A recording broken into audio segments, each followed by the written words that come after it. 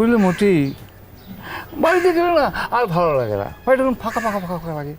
আর বৌদি বাড়িতে গেলে সে ভুলি সে লেগেই যাচ্ছে, বুঝলে না, আমার একদম ভালো লাগে না। চল চল ঊর্ধ্ব গগনে বাজে মাদল, নিম্নে উতলা ধরণী তল, অন্য প্রাতের তরুণ দল, চল রে চল রে কি দেখছো? চল চল চল। হরিদা হাসপাতালে, এরা দল বেঁধে পিকনিকে যাচ্ছে। দেখলে দেখলে, এই পরিবারে হরিদার এত গর্ব। মতি, চল আবার যাই। অসাদেশ,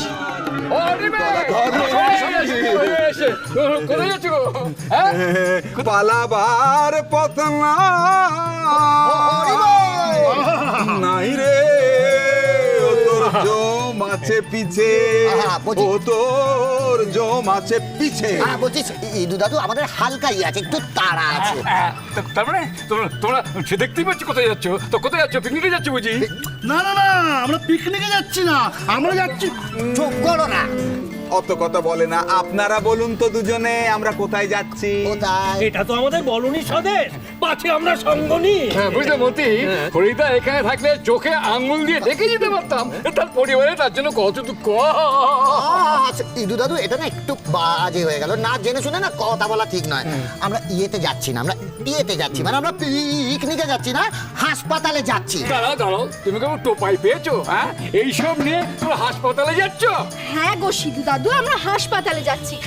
বড় দাদুর আশেপাশে যারা ভর্তি আছে তারা এটা খাবে, আর যাতে ডাক্তারবাবু খেতে দেবে তারা। তুমিও চলো না হাসপাতালে। হাসপাতালে এত রোগীকে খাওয়াচ্ছিস তুই? সর্বনাশ। মতিখুর, আপনি বুঝতে পারছেন না কেন? এই জন্যই তো আমাদের জ্যাঠার আমাদেরকে নিয়ে এত গর্ব। এ হলো আমাদের গুডাকা, যখন দেয় এভাবেই দেয়। তাহলে সিধু জ্যাঠা, এখানেও বড় জ্যাঠার কাছে আপনি বোতলে পড়ে গেল। হে রে গেছে, চলে এসো। চল চল চল, ঊর্ধ্ব গগনে বাজে মাদল, নিম্নে উতলা ধরণী তল, অরুণ প্রাতের তরুণ দল।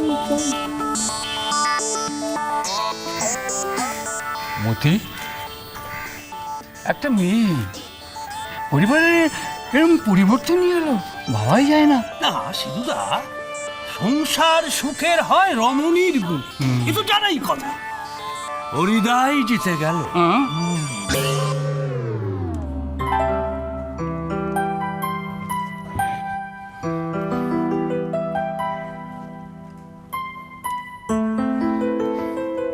দেখেছেন হরিদার বাবু, পোলাওটা কেমন গলা দিয়ে নেবে পেটে চলে গেল। তার মানে তোমার গলায় পেটে কিচ্ছু নেই বুড়ো দাদু, তাই না বড় দাদু? তাই তো বলছিলাম বেচারাম বাবুকে, রঘু ডাকাত ওরও সমস্যার সমাধান করে দেবে। খাও খাও। গলাতে তো টিউমারটা নেই।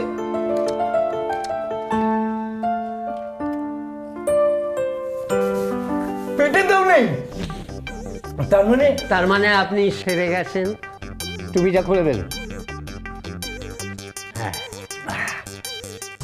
মা, তুই আমাকে পোলাও মাংস খাইয়ে না নতুন প্রাণ দিলি মা। ডাক্তাররা কতদিন ধরে দেখছে, কিচ্ছু করতে পারছে না। এবার আমি বাড়ি যাব মা। ঠিক আছে, তাহলে এই সবটা খেয়ে নাও, তোমার তো অসুখ সেরেই গেছে। খাও খাও খাও। ভালো আছে? তার মানে আজ রাতেই ঘরটা ফাঁকা হবে। রঘু ডাকাতকে গোপন কথাটা বলতে পারবো, অবশেষে গুপ্তধনের কথাটা জানাতে পারবো। হ্যাঁ রে, কালকের মতো আজ আসবি তো? আসবো আসবো বড় দাদু, আসবো। তুমি একদম চিন্তা করো না, আমি আগে দেখে আসি হাসপাতালে সকলে ঠিক মতন খেলো কিনা। কেমন? হ্যাঁ, যা দেখ দেখ দেখ দেখ।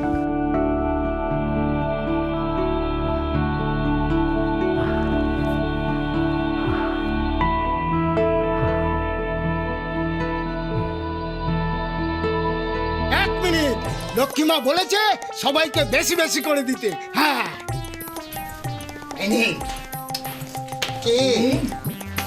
পোলাওটা কেমন হয়েছে বলো? আপনি ইয়ে পেয়েছেন মানে পোলাও ইসমি এতে খান ভালো লাগবে। আমি জানিস তো ইতি লাগবে। দাদা হ্যাঁ বল। বৌদিকে ডাকবো? হ্যাঁ ওনে বড্ড বেড়েছো, আমরা গুটিয়ে দেবো তোমার। দেখছো না তোর ছোট বৌদি খাচ্ছে বিষম লেগে যায় যদি। আপনি খান আপনি খান। মাংসটা ইয়ে হয়েছে নরম হয়েছে। বৌদি এই তো দাদা। কই কই কই কই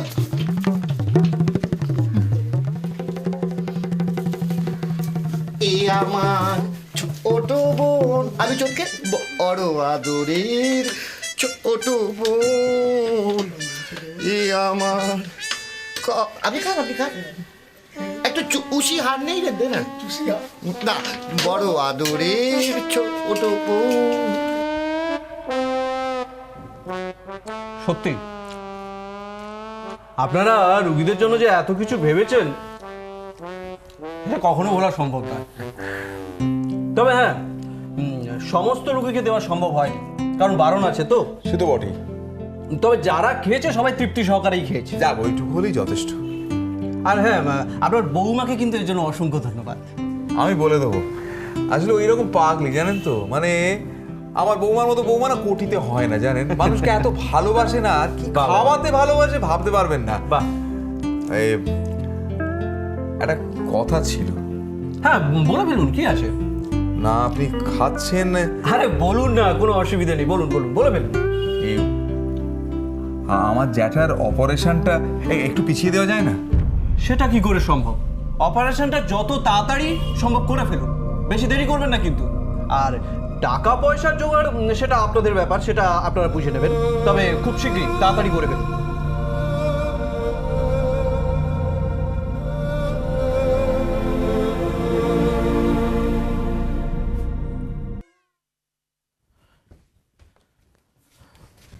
অলক্ষী, অলক্ষী কোথায় তুমি? খাবার তৈরি? কি জানি বাবা, আর কত দেরি করবে কে জানে। এই নাও, আমি কিছুক্ষণ পরে যাচ্ছি, তুমি যাও। ঠিক আছে। বলছিলাম কি, রোজ রোজ এইভাবে লুকিয়ে চুরিয়ে বাড়ি থেকে বেরিয়ে যাচ্ছ, মা দিতে জানলে কিন্তু খুব বকাবকি করবে। কি করব বলো, বড় দাদু যে বললো আজ যেতেই হবে, কি গোপন কথা বলবে। ঠিক আছে, সাবধানে এসো, সবাই জানলে বলবে যে তুমি ইচ্ছে করে মার কথা শোনো না। একই বড় দাদুর এত বড় অসুখ, এর মাঝখানে যদি আমাদের নিয়ে কোনো ঝগড়া অশান্তির সৃষ্টি হয়, দাদু কি করবে বলো তো? ঠিক আছে, কেউ টেরও পাবে না, তুমি যাও, আমি একটু পরেই আসবো। ঠিক আছে। দুগ্গা দুগ্গা। শোনো, বলছিলাম কি, এতে বেশি করে খাবার দিয়েছো তো? তুমি না খেয়ে থাকবে আর আমি খাবো সেটা কিন্তু হবে না। তুমি আগে এসো, তারপর দুজনে মিলে একসঙ্গে খাবো। তুমি তাড়াতাড়ি যাও না, তুমি তাড়াতাড়ি না গেলে যা বড় দাদুর অসুবিধা হবে, যাও। ঠিক আছে।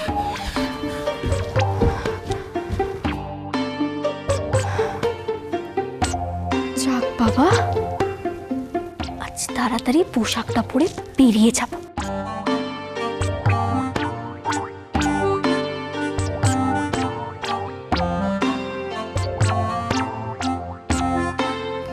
দেখেছিস কপু, দেখেছিস রোজ রোজ এরকম না বলে হাসপাতালে চলে যাচ্ছে। হ্যাঁ, আর হাসপাতালে যাওয়ার নাম করে দুজনে যে কোথায় যাচ্ছে কে জানে। আজ অলক্ষীটাকে এমন শিক্ষা দেব না যে কোনো দিন ভুলতে পারবে না। হ্যাঁ, ঠিকটাও বাড়িলেই এই সুযোগ গপু, এই সুযোগ।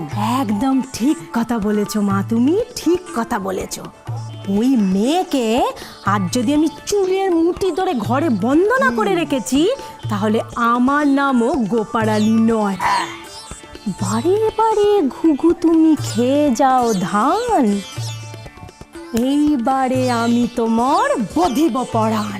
ওরে গপু, হ্যাঁ, তুইও আমার মতো ছড়া বলতে আরম্ভ করে দিস। হ্যাঁ, খুব ভালো, খুব ভালো। আরেকবার বল, আরেকবার বল। আবার বলবো? বললাম, বারে বারে ঘুঘু তুমি খেয়ে যাও ধান, এইবারে আমি তোমার বধিব পরাণ।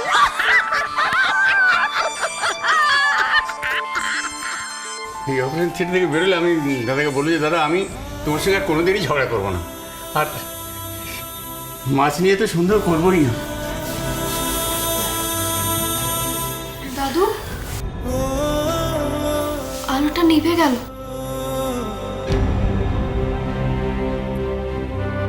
তার মানে বড় দাদুকে এখন সকলে বের করে নিয়ে আসবে, তাই না?